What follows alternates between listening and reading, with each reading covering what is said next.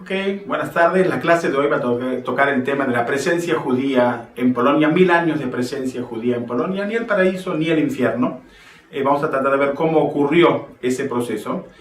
Vamos a hablar de la llegada de los judíos a Polonia, del modelo comunitario, cómo se forma la comunidad judía en Polonia, los dilemas identitarios del judío, y vamos a poner mucha énfasis en el periodo entre guerras, 1919-1939, antes de la guerra, 1000 años de presencia judía. La Shoah no comienza con la llegada de los nazis a Polonia, comienza con una presencia judía mucho antes, que tenemos que comprender para que dé dimensión a lo que ocurrió en la Shoah. La clase de hoy va a tocar el tema de la presencia judía en Polonia. 1000 años de presencia judía en Polonia, ni el paraíso ni el infierno. 1000 años de persecución, 1000 años de estabilidad, 1000 años de unos grandes dilemas identitarios judíos, la formación de la comunidad, la Keilah, el modelo comunitario judío, el dilema identitario de los judíos en Polonia, y vamos a poner mucho énfasis también en el tema del periodo entre guerras, 1919, finalizada la Gran Guerra, la Primera Guerra Mundial, y el comienzo de la Segunda Guerra Mundial. Quiero hacer 5 observaciones genéricas que son para todas las 10 clases. Son observaciones de carácter semántica, contextuales y pedagógicas. La primera de las 5 observaciones es que en mis clases yo voy a utilizar el término Shoah. Shoah y no holocausto.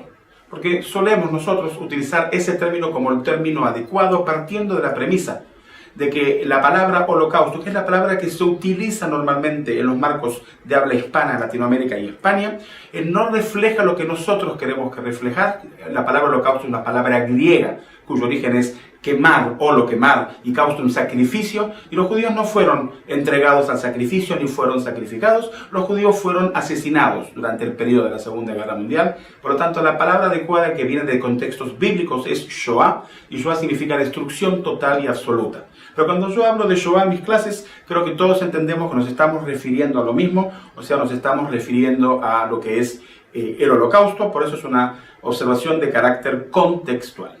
La segunda observación metódica es de un carácter contextual justamente, y es comprender que nosotros, que miramos las clases hoy, que estudiamos las clases, somos historiadores que lo sabemos todo. Ahora, ¿qué es un historiador que lo sabe todo? Aquel que sabe cómo comenzó, cómo terminó, quiénes fueron las víctimas y quiénes fueron los perpetradores. Siendo un historiador que lo sabe todo, a veces nos confundimos y preguntamos preguntas que no son relevantes para la comprensión histórica. Por lo tanto, tenemos que hacerlo con humildad y tenemos que tratar de colocarnos en los zapatos de la víctima, de lo que sabe la víctima en ese momento y no lo que sabemos nosotros. La víctima nace libre igual que nosotros, no sabía que ya había sido escogido para víctima y por supuesto no sabía que su final y su destino iba a ser exterminio total y absoluto. Por lo tanto, si queremos comprenderlo o acercarnos a una comprensión, tenemos que hacerlo desde la perspectiva de la víctima, de lo que sabe la víctima en ese momento. La tercera observación que quiero hacer es de carácter pedagógico, es que yo voy a poner énfasis en los enfoques pedagógicos, en los procesos pedagógicos, no en la parte historiográfica, qué pasó, cuándo, fechas, sino el proceso histórico. Creo que eso es lo interesante en el estudio de la Shoah. ¿Qué es el proceso histórico? Responde a 3 preguntas. La primera pregunta es ¿por qué pasaron las cosas? Que no siempre tenemos respuestas para ellas. La segunda pregunta es ¿qué decisiones tomaron las víctimas y los perpetradores? Y la tercera pregunta es ¿cuáles fueron las consecuencias de esas decisiones que tomaron las víctimas y los perpetradores? Todo eso nos da el proceso histórico y no una historiografía de fechas y eventos y lugares, sino la comprensión de por qué ocurren las cosas. La cuarta observación genérica es que hay 2 tipos de clases, algunas que son cronológicas, que cuentan el desarrollo histórico de los procesos históricos que hablamos en el punto anterior, y la segunda son clases transversales. Entonces, las clases que son históricas son las que van a relatar el proceso histórico. Normalmente, la gran mayoría de los historiadores dividen a la época de la Shoah en 3 grandes periodos. El primer periodo, 33-39, Alemania nazi. El segundo periodo, el comienzo de la guerra, 1 de septiembre de 1939 hasta la Operación Barbarossa, junio del 41, que es la época de la guetoización. Y el tercer periodo, desde el 41 al 45, que lo vamos a llamar con ese famoso nombre, la solución final. cuyo nombre correcto es la solución final al problema judío. Esas clases van a ser cronológicas, describiendo el proceso histórico, cómo se va desarrollando. Pero hay otras clases que son de carácter transversal. Por ejemplo, heroísmo judío. No comienza ni aquí ni allá, hay en todas las etapas diversas manifestaciones de heroísmo judío, o por ejemplo el tema de las mujeres en la Shoah, o el tema de los niños en la Shoah. Son temas transversales que ocurren en todas las épocas, acorde a lo que está pasando en el momento histórico en que están viviendo. La quinta observación es la última observación pedagógica, pero que me es muy importante. Cuando venimos a estudiar el tema de la Shoah, tenemos que hacerlo con humildad y tenemos que hacerlo sin juzgar. Podemos juzgar a los perpetradores, pero sin juzgar a las víctimas.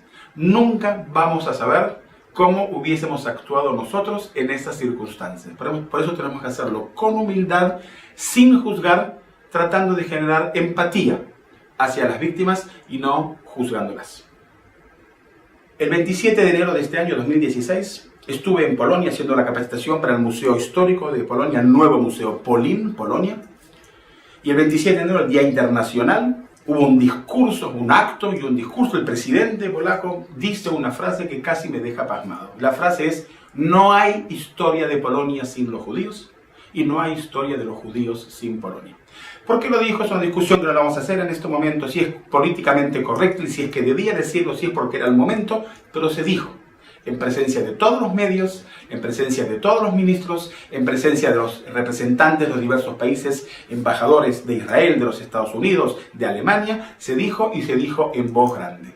Dicho sea de paso, lo mismo también podríamos decir de Sfarad. No hay historia de la España en la época de las tres culturas sin los judíos y no hay historia de los judíos sin Sfarad.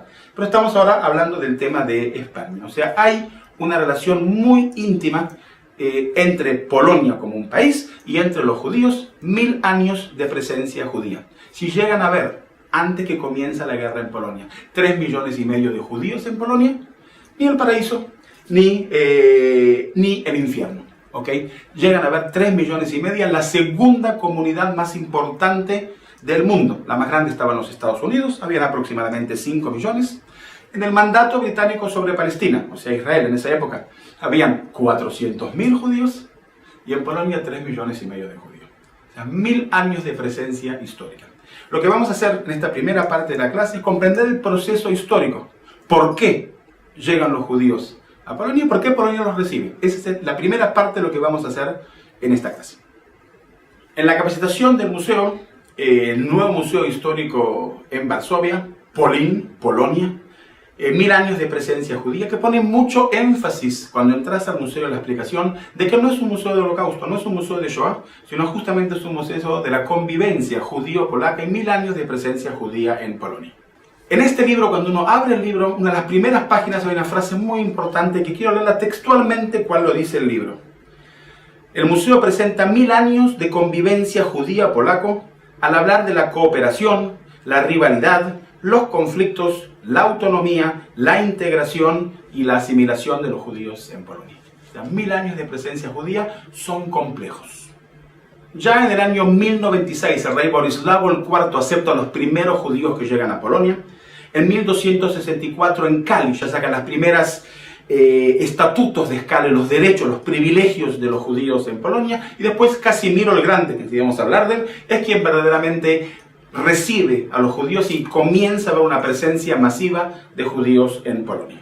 Ok, lo primero que tenemos que comprender es de dónde llegan los judíos a Polonia. Los judíos llegan de Ashkenaz. Ashkenaz, para hacerlo genérico en estos momentos, es lo que se vendría a ser Alemania o lo que sea el Imperio Austrohúngaro más tarde, todo lo que es la zona de Bohemia, Austria, Hungría. Ahí estaban las grandes masas de judías concentradas y los judíos salen de ahí y llegan a Polonia. Entonces, ¿por qué salen los judíos? Hay una secuencia histórica de eventos que afecta a los judíos y los judíos tienen que emigrar forzosamente. El primero de los eventos que hace una marca en la historia judía son las cruzadas.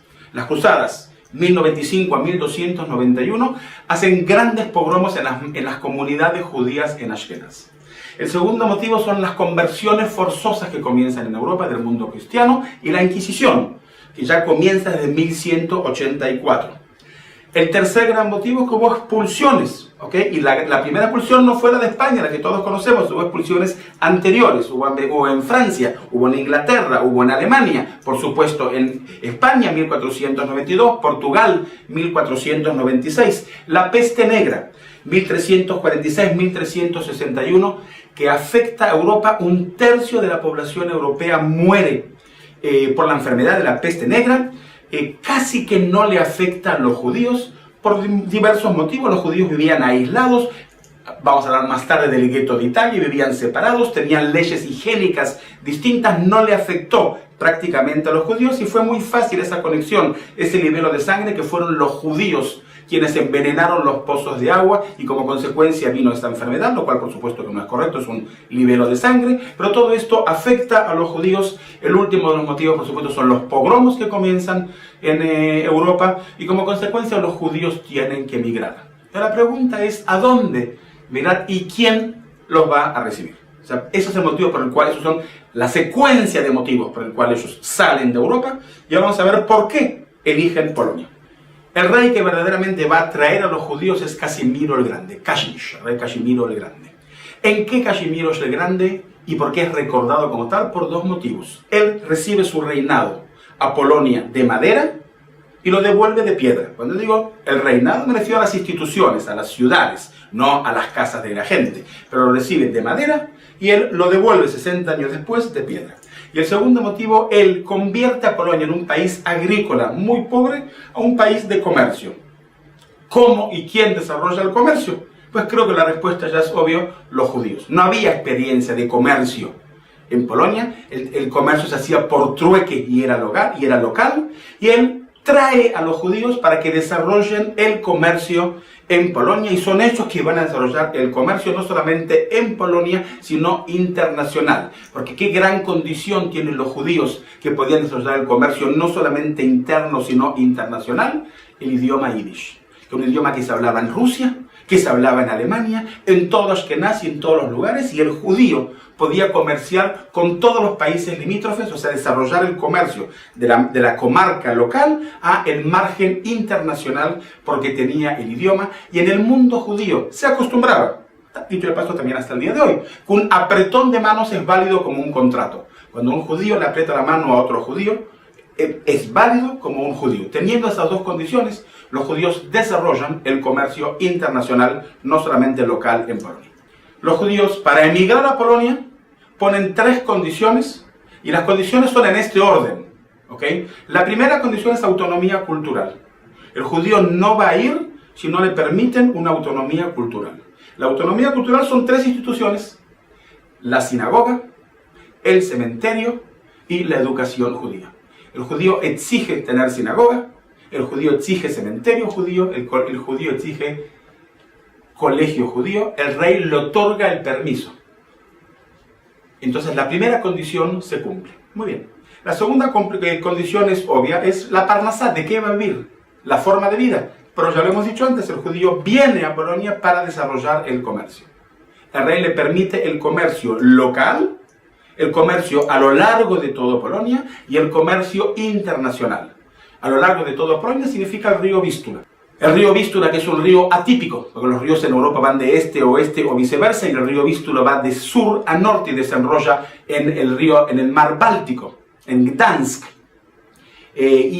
Las ciudades se desarrollan a lo largo del Vístula: Varsovia, Lublin, Cracovia, etc. Van a desarrollar el comercio interno y el comercio internacional.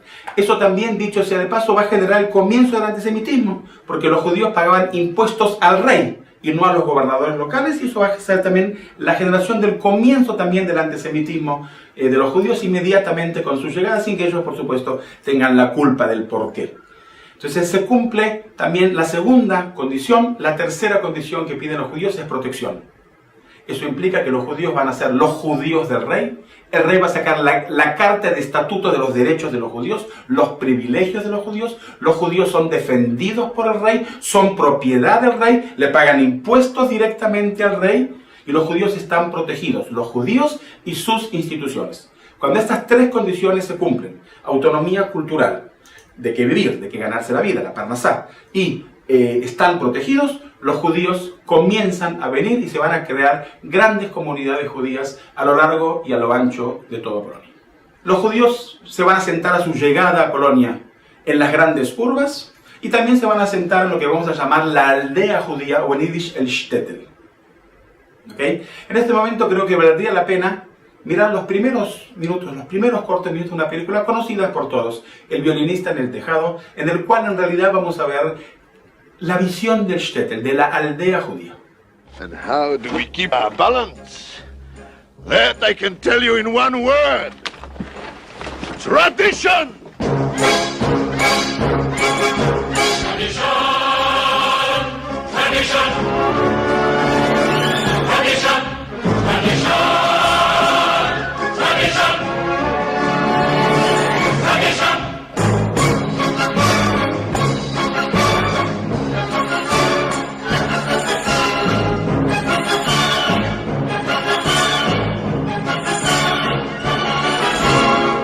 Because of our traditions, we've kept our balance for many, many years.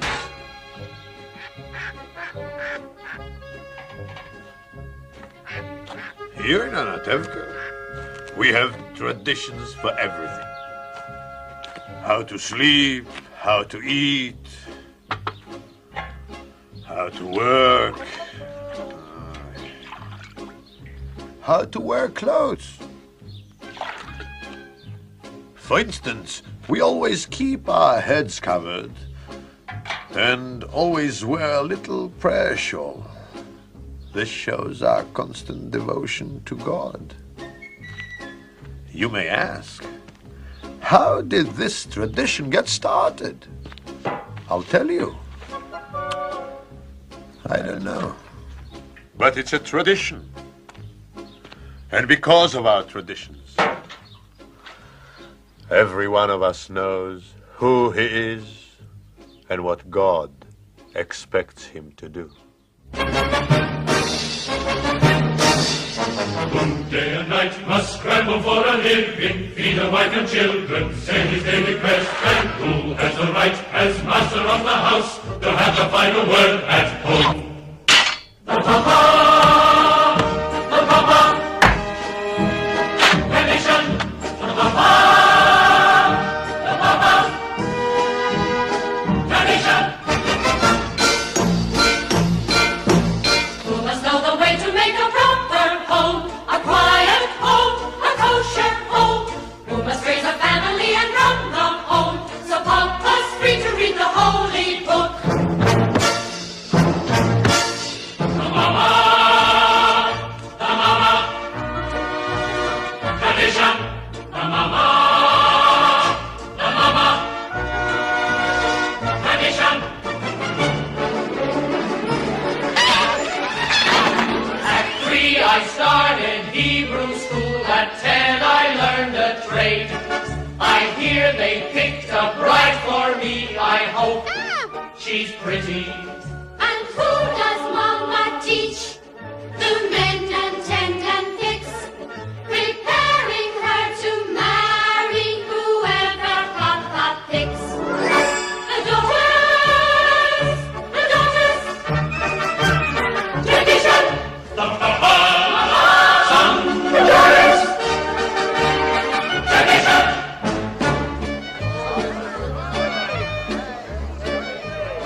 And in the circle of our little village, we've always had our special types. For instance, Yenter the matchmaker, For your girl. Reb Nachum the beggar, and most important of all, our beloved rabbi. Rabbi, may I ask you a question? Certainly, Leibish. Is there a proper blessing for the Tsar? A blessing for the Tsar, of course. May God bless and keep the Tsar far away from us.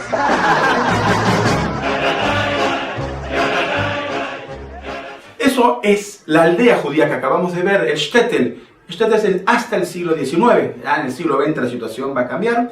En lo que son las aldeas judías, y aproximadamente el 60 al 70% de los judíos hasta el siglo XIX vivían en el shtetl, en las aldeas judías, que hay miles a lo largo y a lo ancho de toda Polonia, y lo que hoy es Lituania, Letonia, Estonia y también, por supuesto, Ucrania, que en esos momentos era Polonia la Grande. Pero también hay judíos en las grandes ciudades. Los judíos van a llegar a Cracovia, porque los reyes vivieron en Cracovia siempre. Varsovia va a ser muchos años después capital de Polonia. La capital polaca históricamente fue Cracovia. Los reyes están en Polonia. El Wawel, la colina del Wawel, la colina de los reyes, donde están enterrados los grandes reyes, también Casimiro el Grande, va a estar enterrado ahí. Y los judíos llegan a Cracovia capital. Como los judíos son los judíos del rey, protegidos por el rey, van a vivir muy cerca del rey, muy cerca de la colina del Wawel y también detrás de la Universidad Jagellónica, que dicho sea de paso también fue creada por el rey Casimiro el Grande y es la primera universidad, la segunda universidad en Europa Oriental. La primera es la Universidad de Praga y la segunda va a ser la Universidad de Cracovia, la Universidad Jagellónica. Por motivos históricos que no son antisemitas, la Universidad Jagellónica tuvo que expandirse en la zona donde estaban los judíos. Y el rey Casimiro los saca a los judíos y les da un barrio judío separado. Los judíos lo ponen a su nombre, o sea, el barrio Kazimierz, Casimiro el Grande, y los judíos van a vivir separados y estaban divididos por un flujo del Vístula que separaba la gran ciudad de Cracovia del barrio judío Kazimierz. Hoy con el tiempo todo se ha unido, el flujo del río Vístula está entubado bajo tierra, hoy en día está todo unido, pero en su momento fueron dos ciudades. Y aquí nuevamente surge el tema del antisemitismo. Por el comercio, por la envidia de los comerciantes no judíos, al gran éxito de los judíos, comienzan a haber lo que se llama ciudades non tolerantem judium. Eso va a pasar en Cracovia, los judíos están separados, esto va a pasar en Lublin, eso va a pasar en Varsovia, y los judíos van a estar separados, en barrios separados de los no judíos, y no le van a permitir hacer el comercio en el casco antiguo, en los barrios viejos, en estas ciudades, y van a estar separados. En Cracovia, ya dijimos, en el barrio Kazimierz, en Lublin, en el barrio judío, en Varsovia, en Jerusalemska, Jerusalén, a nombre, por supuesto, de Jerusalén de Polonia. Vamos a hacer ahora un salto desde 1350 al siglo XV. El siglo XV va a ser considerado la época de oro del judaísmo polaco. Esa es la época tal cual como fue el siglo XII en España, de Maimónides, el siglo de oro en España, pues 3 siglos después va a ser el siglo de oro de los judíos en Polonia. Florecen las grandes yeshivot, cuando la yeshiva más y la yeshiva es el centro talmúdico de estudios talmúdicos. La más importante de todas es la yeshiva de los sabios de Lublin. De ahí van a salir todos los grandes rabinos de Polonia y de toda Europa. En 1530 se publica el primer Sefer Torah, el primer libro de Torah en hebreo, ya se imprime en Cracovia, y los dos grandes rabinos, Moshe Isserich de Cracovia y Shlomo Luria en Lublin, verdaderamente son los que van a dictaminar los grandes rabinos polacos que transforman la halajá, la ley judía que va a ser en toda Europa. Y se desarrolla también la Kabbalah, la mística judía. O sea, el siglo de oro de la judería polaca. Esta época, en términos generales, se va a llamar la época del paraíso judío. Okay, a ese nombre llegan los judíos a llamarlo, que ya en 1765 el último rey polaco, Stanislaw Poniatowski, dictamina que hay 1150 comunidades en Polonia y cerca de 500.000 de judíos en Polonia. Durante más de 250 años, además de los derechos y los privilegios que los judíos ya tienen ahora derechos judiciales. Se va a formar Eretz Arba Aratzot, la tierra el consejo de las 4 comarcas, y ahora los judíos van a tener una autonomía totalmente judicial. Comienzan como un marco de recaudación de impuestos para el rey, siguen siendo los representantes de la comunidad judía ante los reyes, y van a ser quienes van a dictaminar y van a ser los jueces. Todo conflicto dentro del mundo judío va a ser solucionado dentro del pueblo judío a un nivel judicial, cuando los jueces, los dayanim, van a ser también los rabinos. Casi 250 años, además de los derechos que mencionamos antes, también hay unos derechos judiciales, una autonomía judicial por 250 años. Salto 3 siglos más, siglo XVIII, y vienen nuevas corrientes ideológicas en el mundo judío que van a revolucionar el mundo judío y el dilema identitario judío que mencionamos antes. La primera corriente es la corriente hasídica, los Hasidim. El Baal Shem Tov, que aparece en 1740, va a cambiar y va a revolucionar del mundo de la academia judía, de la yeshiva, del mundo talmúdico, del mundo del gran estudioso, a un mundo más sencillo en el cual el judaísmo se interpreta no solamente a aquellos grandes eruditos que pueden estudiar todo el día la Torá en las yeshivot, en los centros talmúdicos, sino el judío que también tiene que trabajar para su subvención, para mantener a su familia, el judío que no quiere estudiar todo el día, el judío que quiere hacer otras cosas, una forma, una interpretación distinta al judaísmo. Esto es una ruptura tremenda identitaria en el mundo judío, cuyo mayor opositor va a ser el Gaón de Vilna, Lituania, que los va a excomulgar a todo el mundo hasídico y se va a comenzar a llamar los mitnagdim, los opositores. ¿Opositores a qué? Al hasidismo. A partir de ahora el mundo va a estar dividido en dos: el mundo ortodoxo de las yeshivot y el mundo de la hasidut, cuando la más conocida hasta el día de hoy es la Hasidut de Chabad, pero había decenas de diversos tipos de Hasidim y de corrientes hasídicas en el mundo judío. El mundo judío ahora se divide. Entre 1729 y 1786, y es contemporáneo del Baal Shem Tov, aparece la Haskalah, el movimiento iluminista Moshe Mendelssohn. Y ahora nuevamente el mundo se divide ahora en tres. Ahora tenemos el mundo de las yeshivot, el mundo de las academias talmúdicas, ortodoxa, el mundo de la Hasidut, y tenemos ahora el mundo iluminista, un mundo que habla de ser judío en tu casa y ciudadano del país en el que vives, hablar el idioma del país y dejar el yiddish, abrir la cultura y estudiar en la universidad y el idioma, y viene la época iluminista y el iluminismo, y el mundo judío ahora está dividido entre estas tres grandes corrientes. Después, en el siglo XVIII, Polonia pasa tres particiones muy importantes con tremendas consecuencias para Polonia, como un estado, como una nación. 1772, 1793 y 1795. Quiero mencionar un acto que en 1794, la rebelión contra los rusos, se crea por primera vez un batallón judío, que lucha con Polonia en contra de Rusia. Va a haber un capitán, Berek Yoselewski, el primer comandante judío, que va a tener una brigada judía de 500 voluntarios que luchan por Polonia contra Rusia. Tienen muy mala preparación militar, van a caer todos en combate, pero sí quiero resaltar el hecho de la lealtad de los judíos al país en el cual vivían y luchan por Polonia. Después no fue efectiva, Polonia va a ser dividida y Polonia va a desaparecer.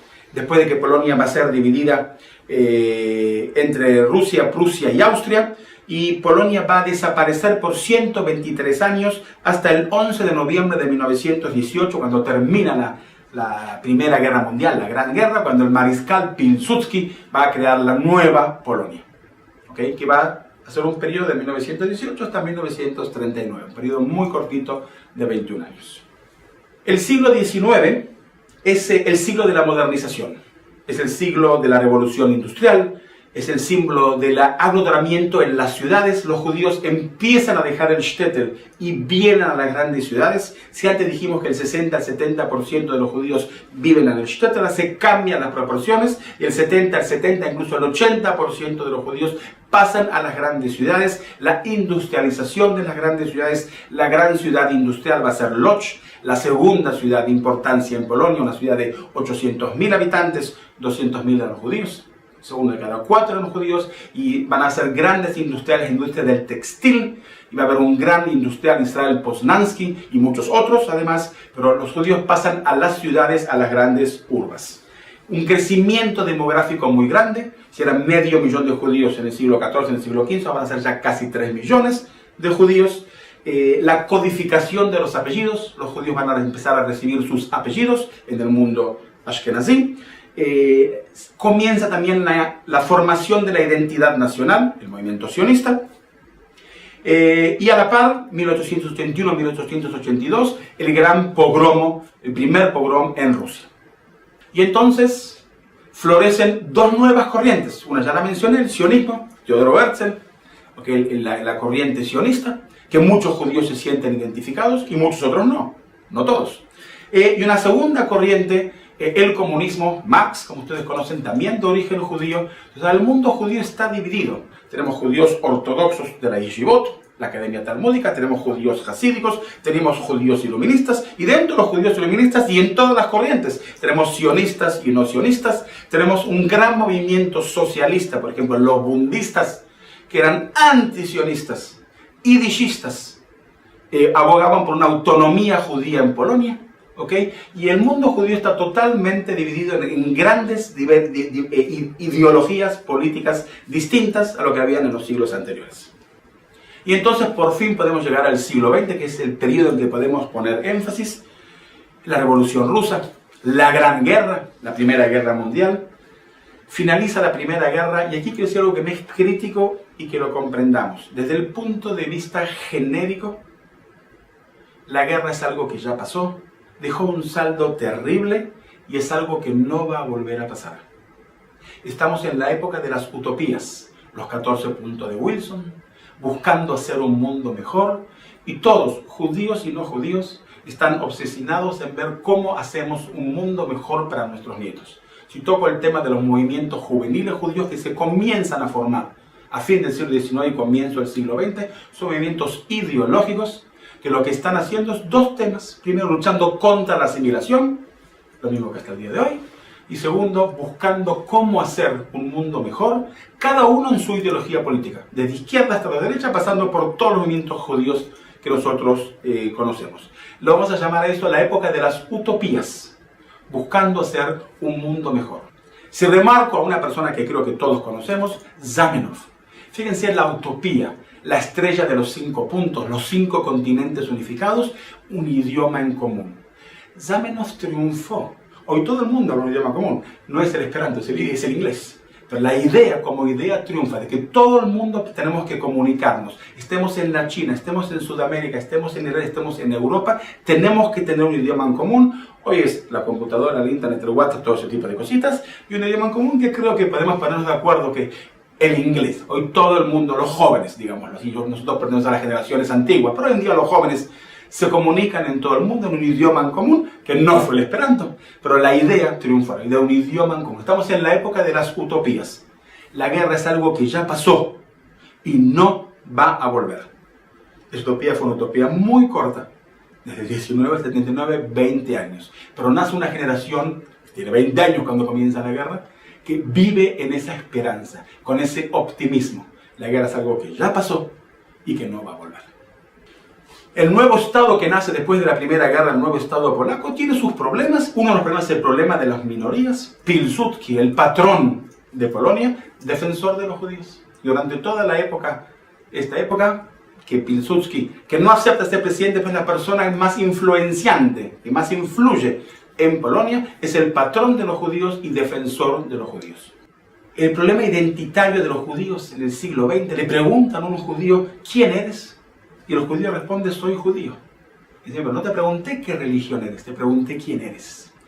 El judío tiene un problema identitario que uno de los poetas más importantes polacos de origen judíos, Julian Tuwim, dice, y cito, para los antisemitas, yo soy judío y mi poesía es judío. Para los judíos nacionalistas, yo soy un traidor y un renegado. Mala suerte. ¿Quiénes son los judíos nacionalistas? Los sionistas. Él está hablando, él es bundista, Tuwim está hablando de una autonomía judía en Polonia, por lo tanto identificado como un traidor de la idea sionista. Si cito a una persona famosa de origen judío, alemán, Alberto Einstein, creo que todos los conocemos, si mi teoría de la relatividad es correcta, los alemanes dirán que soy alemán y los franceses que soy ciudadano del mundo. Pero si no, los franceses dirán que soy alemán y los alemanes que soy judío. Entonces llego a la época que me interesa poner foco, el periodo entre guerras, el periodo entre 1919 y 1939, fin de la Primera Guerra Mundial y comienzo de la Segunda Guerra Mundial. Polonia, como lo mencioné al principio de la clase, es la comunidad judía más grande de Europa y la segunda del mundo. En 1921 se registran 2.850.000 judíos en Polonia. En 1931 el número ya es 3.100.000 y en 1939 son 3,5 millones. Hago un paréntesis semántico pero importante. Hubo 3 veces censo en Europa en ese periodo y por eso es que sabemos el número de los judíos que había en Polonia. Después, cuando termine la guerra, sabremos cuántos quedaron y en esa diferencia entre cuántos había y cuántos quedaron es que podemos estimar cuántos judíos fueron asesinados y podemos llegar al número el famoso número de los 6 millones. No solamente en Polonia, en toda Europa hubo censos en esa época y por eso es que podemos estimar los números, que nunca son exactos, son estimaciones alrededor de los 6 millones. Y como dije, el gran proceso de urbanización, el 80% de los judíos, casi el 90% de los judíos ya viven en las grandes urbes, en las grandes ciudades. Ese gran proceso de urbanización, la gran mayoría de judíos ahora viven en las ciudades. Y cuando comienza la guerra en 1939, en Varsovia hay 400.000 judíos. 400.000 judíos en la capital de Polonia, en una ciudad de 1.200.000. O sea que 1 de cada 3 era judío. Estamos hablando de 62 sinagogas o casas de rezos o shtibalech. 5 de ellas grandes sinagogas, con más de 1.000 personas podían rezar diariamente en ellas. Estamos hablando de que el viceintendente de Varsovia era judío. Estamos hablando de que de 17 bancos que habían en Varsovia, 15 pertenecían a judíos. Que la mitad de los médicos, los abogados y los ingenieros eran judíos. Que la mitad del comercio estaba en manos de los judíos y un tercio de la industria estaba en manos de los judíos. No se podía caminar en Varsovia y no saber que es un judío. En una ciudad de 1.200.000 habitantes, su capital, 400.000 de ellos eran judíos. La segunda ciudad, Lodz, 800.000 habitantes, 200.000 eran judíos, 1 de cada 4. La tercera ciudad, Cracovia, 200.000 habitantes, 65.000 eran judíos, 1 de cada 3. Vilna, 60.000 judíos. Lvov, 100.000 judíos. Białystok, el 50% eran judíos. En proporción a cantidad de habitantes, es la mayor ciudad judía, 55.000 judíos. Minsk, 40.000 judíos. Bendín, 32.000 judíos. Una gran presencia de judíos en todas las ciudades, con una gran influencia en todos los marcos sociales, culturales, políticos y económicos. El perfil del judío en esa época, 41% eran industriales y en los comercios. Cuando digo industria, no siempre son grandes fábricas, a veces son industrias familiares, gente que hace zapatos, gente que hace sombreros, gente que hace paraguas, industrias pequeñas familiares. Un 37% son comerciantes, un 13% trabajan en los servicios comunitarios, rabinos, maestros, etc. Un 5% solamente trabaja en la agricultura. El mundo judío está totalmente dividido en partidos políticos, los sionistas por un lado y los no sionistas por el otro, los partidos religiosos y los partidos laicos por otro lado. Verdaderamente el mundo judío está dividido en un montón de partidos políticos que siguen existiendo hasta el día de hoy y cada uno de ellos tiene también sus colegios y tiene también sus movimientos juveniles. La educación sionista tiene el 30% de los colegios. La educación yidishista del bundista tiene el otro 30%, educación profesional, los colegios Ort, educación general, una parte estudia en los colegios generales polacos y grandes redes educativas que existen hasta el día de hoy, incluso en Sudamérica, la red Ort, la red Tarbut, ya existían por supuesto hace mucho antes en Polonia. Los que hoy existen en Latinoamérica son consecuencia de aquellos que ya existían en Polonia. En los años 20 surge el antisemitismo, a pesar de Pilsudski, en diversas tonalidades. En los comerciantes, en leyes que no son necesariamente antisemitas. Por ejemplo, se prohíbe el comercio el domingo, pero si el judío no comercia el sábado y el domingo tampoco puede comerciar, 2 días en la semana ya no puede comerciar, es muy difícil comerciar cuando quedan solamente 5 días en la semana. Números clausus, que no es una ley antisemita. Los números clausus dictaminaron qué proporción de judíos pueden estudiar en la universidad. La proporción es un 10%. Habían 3 millones en un país de 30 millones, tenían un 10% de cupos en la universidad, pero el judío fue siempre un judío estudioso. Fue siempre un judío que la madre judía, la Yiddish Mamele, lo empujó al hijo a estudiar. Entonces el deseo del judío a estudiar llegaba a un 50% de los judíos, un 60% de los judíos, pero tenían números limitados, llamados números clausus, que limitaban la cantidad de judíos en las universidades. Quiero un detalle que me parece importante que los conozcamos y nos sintamos orgullosos como judíos. Los judíos estudiantes universitarios en Polonia se quejaron y protestaron ante los números clausus. ¿De qué manera? Llegaban a clase lo hacían de pie y no sentados al final de la clase en símbolo de protesta a los números clausus. O sea, se rebelaron, lucharon y protestaron contra la injusticia. En los años 30 hubo también boicot económicos, boicot de la prensa, hubo diversos tipos de manifestaciones antisemitas en Polonia, no vuelvo a decir, a pesar de Pilsudski. El 9 de marzo de 1936 hubo un pogrom, Piechik, el primer pogrom en Polonia, 1936, 3 años antes del comienzo de la guerra, un pogrom hecho por polacos contra los judíos, y no fue el único. Hubo también en Częstochowa, en Lublin, en Białystok y en Grodno. Dicho sea de paso, la famosa canción Arde la aldea de Mordechai Gewirtek, el poeta judío del siglo XX, que va a ser asesinado en el gueto de Cracovia, es originario en el pogrom de Piechik. Entonces, ¿por qué esta es la primera clase y por qué esta clase viene antes de todas las próximas clases que vamos a ver y antes de llegar al periodo de la Shoah? Estamos hablando de 1000 años de presencia judía. Por una frase que quiero leerla: solo a través de la dimensión de la vida es posible sentir al menos, en parte, la enormidad de la pérdida. Si queremos comprender qué pasó en la Shoah, tenemos que comprender quiénes fueron esos judíos, cómo vivieron, en qué pensaban, en qué soñaban. Un detalle que me parece importante es que en el año 35 Pilsudski, patrón de los judíos, muere. Un año antes ya enfermó y sube la cabeza el antisemitismo, y de los 30 a los 35 va a ser una época muy difícil para los judíos polacos. Y comienza una época emigratoria muy grande, en el cual una gran parte de los judíos polacos van a emigrar, y van a emigrar justamente a América, y una gran parte va a emigrar a Latinoamérica. Mis abuelos de parte materna van a llegar a la Argentina. Ellos querían ir a América. No entendían mucho de geografía, no entendían, como decía, el barco va a la Argentina, era del otro lado del océano, era lejos, era América, pero la intención era América, los Estados Unidos. Entonces ellos llegaron desde la Argentina hasta México, pasando por todo el continente, miles de judíos.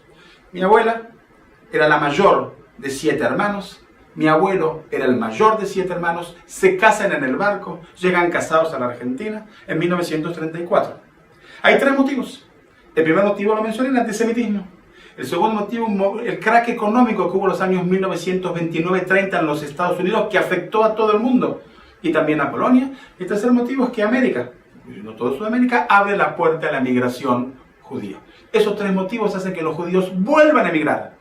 Si recuerdan, al principio de la clase, de Ashkenaz a Polonia, y ahora de Polonia a América, y así se van a crear grandes comunidades judías ashkenazitas en todo el continente latinoamericano, que van a formar el modelo de la comunidad, como lo conocían en Polonia. La comunidad de la sinagoga, la comunidad del cementerio, el colegio judío, los movimientos judíos, no es un invento latinoamericano, es el modelo que ellos conocían de Polonia, que lo traen hacia Latinoamérica.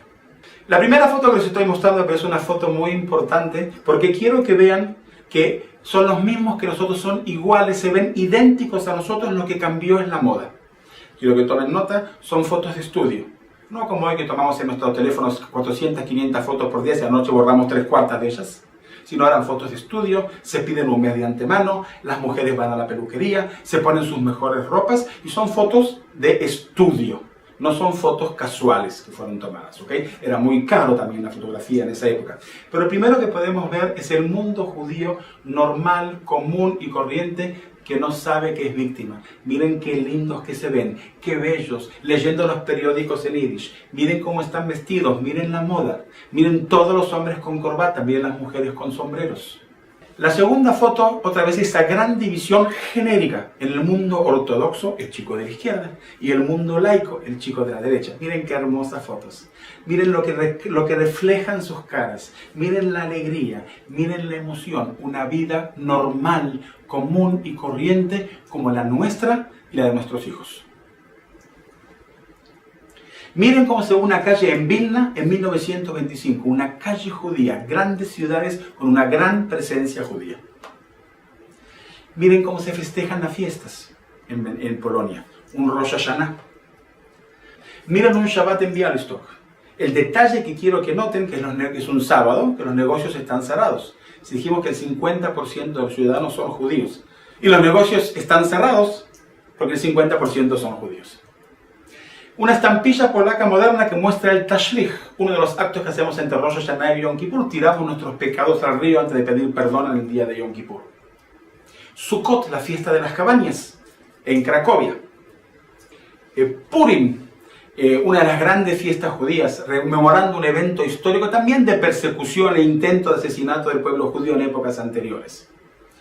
Purim en Bialystok, la aldea judía, el shtetl judío, ¿okay? La plaza, la iglesia y el edificio al lado, el edificio de la sinagoga. El mercado judío, que por supuesto no va a ser en sábado, va a ser el domingo el mercado y algún día en la semana. Miren, una calle judía, la calle de piedra, las casas de madera, los diversos personajes del shtetl, el aguatero, porque no había agua corriente en las casas como hay hoy en día. Una función muy importante en el shtetl, el judío que se encarga normalmente de tener agua del río, en este caso en la foto del pozo de agua. La sinagoga, el centro de la comunidad, el centro de la vida comunitaria. Esta sinagoga está hasta el día de hoy, está la sinagoga de Cracovia, la sinagoga de Isaac, en el barrio de Cracovia, en el barrio Kazimierz. Halot de Shabbat, para poder hacer Shabbat, para poder bendecir el pan y las velas en los viernes. En los diversos personajes, los diversos oficios judíos, el herrero, el costurero, el aguatero, el vidriero. El judío siempre tuvo esa tendencia a la música, ¿okay? El violín y muchos otros instrumentos que los judíos solían tocar. En ninguna aldea judía y en ninguna ciudad judía podía faltar este personaje, el Sofer Stam, el Sofer, el escriba, que escribe tres cosas importantes: Stam, Sefer Torah, Tefilim y Mezuzot. O sea, los libros de la Torah, que es lo que está escribiendo en esta foto, el que escribe la Mezuzá que ponemos en la puerta en conmemoración de la salida de Egipto, y los Tefilim. La sinagoga, fíjense, sinagogas de madera, grandes construcciones, que era el orgullo de la comunidad, diversas sinagogas. Fíjense esta foto en Rakov, en Polonia, una aldea de judíos humildes, pero entre todos se juntan para hacer la sinagoga. Los ricos dieron dinero, los pobres dieron día de trabajo, y fíjense con qué orgullo ellos construyen la sinagoga, y lo primero que hacen es un mástil con un Maguen David. La gran sinagoga de Varsovia, la sinagoga de la calle Strumalska, que curiosamente va a sobrevivir a la rebelión del gueto de Varsovia porque estaba fuera del gueto. Y cuando termina la rebelión del gueto de Varsovia, el general Stroop la va a explotar, le va a mandar ese famoso cable a Hitler: ya no hay más judíos en Varsovia. Lo cual, ya pasó, no, la verdad, había varios cientos de judíos todavía escondidos en la ciudad. La gran sinagoga de Bialystok, la gran sinagoga de Novogrodek en Lag BaOmer, 1931, la gran sinagoga de Piotrkov Tribunalski, la gran sinagoga de Berdichev, y ese contacto que hubo siempre entre Polonia y Zion, entre Polonia e Israel, y los diversos personajes del Yishuv en Israel, en el mandato británico de Palestina, que visitan a las comunidades judías en Polonia. Y aquí tenemos en el centro David Ben Gurion visitando Riga en 1931. Aquí tenemos a Jabotinsky visitando Krakow en 1932. Aquí tenemos a Chaim Nachman Bialik, el poeta, pero que es polaco, en un discurso en Riga. El movimiento sionista en Vilna, en una excursión en bicicletas a lo largo y ancho de la ciudad y en los bosques. Los sionistas de Novogrodek, los sionistas de Piotrkov Tribunalski, los diversos partidos políticos, Amizrahi, un partido religioso ortodoxo, Agudat Israel, que existe hasta el día de hoy. También Amizrahi existe. Los bundistas, que ya los mencionamos, en Vilna. Elecciones para el partido bundista en Ucrania en 1918. El Comité Nacional de los Bund en Riga. El Partido Socialista de Novogrodek. Los Poalei Zion, con las pancartas en yiddish y en hebreo. Fíjense, un 1 de mayo en Bialystok, con qué orgullo los movimientos juveniles judíos salen por las calles con sus banderas a manifestar en favor de los obreros, movimientos socialistas. Fíjense ustedes esta foto que me parece magnífica. El 1 de mayo de 1932, el movimiento juvenil Borohov en las calles en Riga. Miren como todas las calles, cientos y miles de judíos orgullosos con los movimientos juveniles marchando y desfilando a favor de un ideal socialista. El Comité Central de los Colegios Yiddishistas, mencionando que ya hay 1 millón de alumnos judíos estudiando en las redes yiddishistas en Polonia. La educación ortodoxa, tanto para varones como para mujeres. El comité del Talmud Torah, la escuela secundaria, la escuela primaria, en los diversos colegios. En Yuburg, el Talmud Torah 1927, colegios de madera, el colegio hebreo en Seltz, el colegio en Katowice, en Sintian, las diversas organizaciones de maestros y alumnos. La gimnasia hebrea de Białystok, la gimnasia hebrea de Vilna. Fíjense ustedes el panfleto que saca la red educativa judía Tarbut en Vilna. Lo leo en hebreo y lo traduzco al español. Beit HaSefer HaIvri u Beit HaYotzer LeNeshamat HaUma Tarbut Boné et Beit HaSefer HaIvri HaRishon. El colegio judío Tarbut es quien crea la conciencia nacional. Venga a estudiar al colegio judío Tarbut. Y fíjense este póster que me parece increíble. El colegio, la gimnasia real de Vilna, el colegio Tarbut, en Vilna, en la calle Mickiewicz 22, publica, lo pueden leer en polaco y en hebreo, estoy diciendo que es el primer colegio trilingüe de Polonia, que van a enseñar polaco, hebreo e inglés.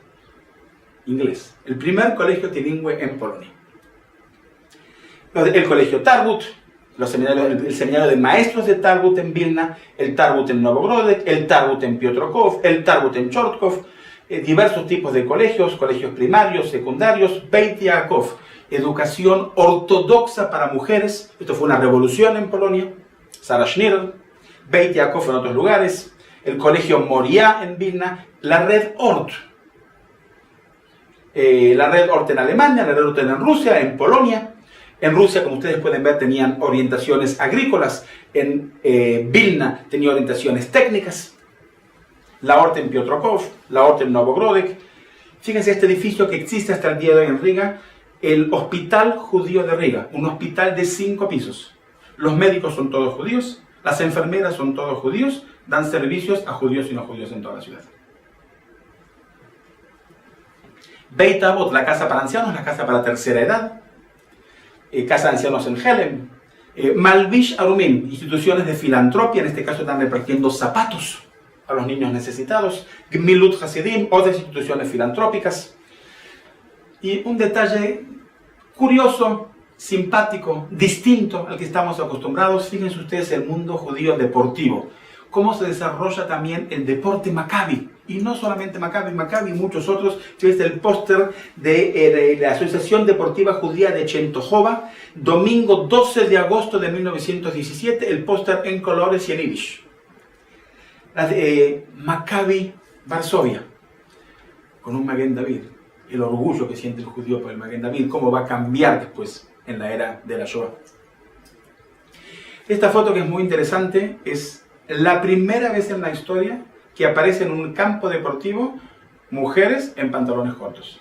Si miren sus caras, van a ver que están incómodas ante esa situación. Nunca había ocurrido que una mujer muestre sus piernas en público. La primera vez en la historia que aparecen chicas en pantalones cortos, Maccabi Cracovia. Las diversas instituciones, que no solamente Maccabi, Hashmonea, Lvov, hay muchas instituciones judías. Maccabi es la más importante de todas ellas, pero no es la única. Maccabi Cracovia. Maccabi Cracovia festeja 10 años ya en Cracovia. Maccabi Konskabola, Maccabi Vilna, Maccabi Zdunkabola, Maccabi Samosh, Maccabi Jurens. Y fíjense ustedes qué interesante.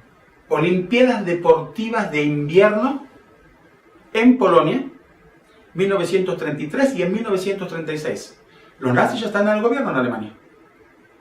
Y en Polonia, Olimpiadas de Invierno 33 y 36. Akoach, que sigue existiendo, por ejemplo, en Argentina. Un club deportivo, no Maccabi. Akoach Kalisz, Akoach Viena. Miren este póster que es tan interesante en yiddish.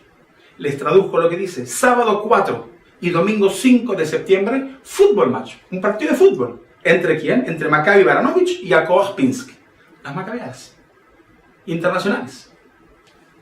Y en yiddish. Miren qué interesante. Hapoel Tel Aviv, un equipo de fútbol del mandato británico de Palestina, llega a Polonia a jugar al fútbol. Juega en Tarnów el 12 de agosto de 1934. Y después el mismo equipo juega contra Polonia en Varsovia. Hapoel Tel Aviv ganó 3-2 el 23 de agosto de 1934. Miren qué foto hermosa. El equipo de box de Haluch de Riga. Bnei Akiva. Bnei Akiva tiene un equipo de fútbol, pero como son religiosos ortodoxos, no juegan en sábado. Los partidos se hacen los domingos. Agibor, otro grupo deportivo distinto, principalmente en Checoslovaquia, el equipo de waterpolo 1928, el equipo de atlética. Fíjense esta foto que es tremendamente cómica, interesante, el equipo de Agibor de Praga de waterpolo en 1934, y observen en detalle dónde está el Maguen David. El equipo de hockey de Praga 1930. Hashmonea. Hashmonea fue el único equipo que llegó a la Liga Nacional de Fútbol en Polonia. Aquí tenemos un artículo del diario en el cual el Hashmonea Lvov contra el Wisla Kraków. El Wisla Kraków existe hasta el día de hoy. Wisla Kraków ganó 7-1. Se agarraron a las patadas y a las trompadas en la mitad del partido. Tuvo que intervenir la policía y aquí llevaron preso, por supuesto, a los jugadores del Hashmonea Lvov, que perdieron 7-1. Los movimientos juveniles judíos. Hashomer Hatzair en Riga 1928. Hashomer Hatzair en Vilna.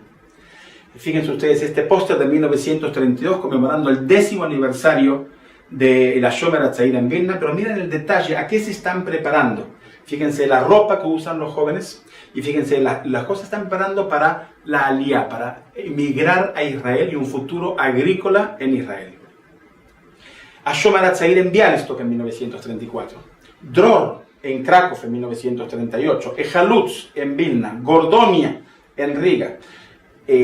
Gordonia en un campamento, esta foto yo saco lo que dice abajo y las fechas. Claramente puede haber sido el año pasado, en Montevideo, en Brasil, en Argentina, en México. Seguimos haciendo las mismas actividades que hacían los movimientos juveniles en esa época. No hay ningún cambio. Beitar en diversos lugares, aquí lo tenemos en Chortkov. Miren esta foto que es distinta, ¿ok? Un movimiento juvenil que ya no existe. Hashomer Adati en Riga. Desgraciadamente no la tenemos en colores esta foto, porque si hubiésemos visto en colores, veríamos que el Maguen David que usan es amarillo. Esto es antes de la Shoah, esto no es en la época de la Shoah. Y fíjense que el madrij, el guía del grupo es muy distinto, acá ya es otro tipo de madrij, es otro tipo de guía, no el que vimos en los movimientos anteriores. Aquí se está conmemorando una fiesta a nivel comunitaria que ocurre en toda Polonia, la apertura de la Universidad Hebrea en 1925. Es un acto que se conmemora en toda Polonia. Una universidad hebrea en Jerusalén se festeja en Polonia. En Riga había una universidad judía, el único caso. Había en Riga una universidad judía, ya en esas épocas. Clubes de lectores, el club de lector Białystok, Bialik en Polonia. La Orquesta Filarmónica Judía en Varsovia. Había 2 orquestas filarmónicas en judías con 80 músicas, una de judíos y una de no judíos, y competían entre ellas. Bibliotecas judías, teatros judíos, el más famoso, el de Vilna, el teatro judío en Varsovia, el teatro judío en Cracovia. Obras de teatro, la artista más importante, la creadora del teatro Yiddish, Ida Kaminska. Su hija va a ser la fundadora del teatro Abima en Israel, cuando se crea el Estado de Israel. En la prensa judía, con esta foto comenzamos. 400 periódicos se publicaban en Polonia, 400 periódicos judíos. 400 periódicos judíos, cada uno con sus tendencias. Quienes en Yiddish, quienes en hebreo, quienes en polaco, quienes en alemán. 400 periódicos judíos habían en Polonia. Bibliotecas. Y para finalizar, quiero mostrar esta foto, es el mundo judío antes de la catástrofe.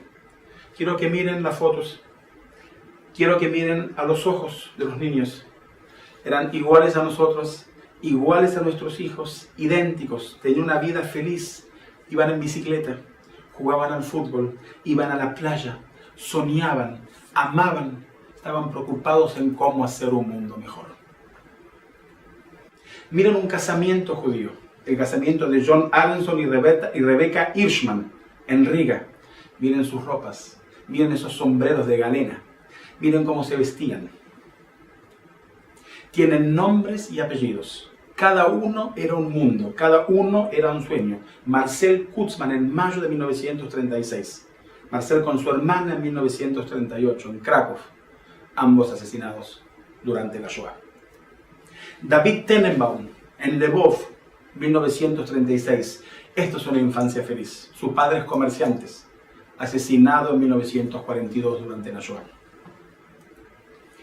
Así tienen que recordarlos, no como una pila de cadáveres.